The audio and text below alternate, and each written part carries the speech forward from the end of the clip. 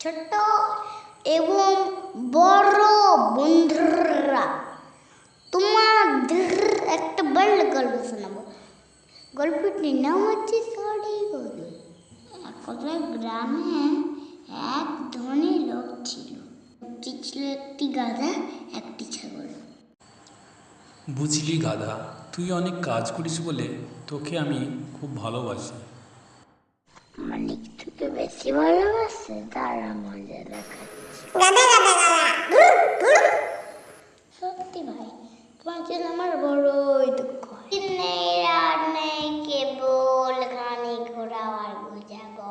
আমি তোমাকে একটা বুদ্ধি বলে দিই। তুমি এক কাজ করো, তোমার যেটা এক মোছা আরো হয়েছে, ভান করে এক গর্তের মধ্যে একদিন পড়ে যাও। তাহলে অন্তত একটা দিনের জন্য বিশ্রাম পাবে। ঠিক আছে ছাগল ভাই, তাই বাঁচাও বাঁচাও, গর্তে পড়ে গেছি আমি।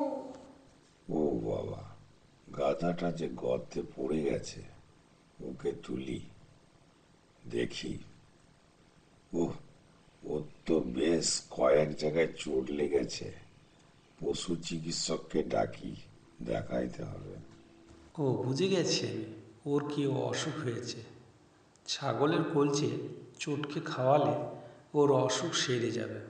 গাধার চিকিৎসার জন্যে তাহলে এই বাড়ির ছাগলটাকে জবাই করি। নীতি কথা।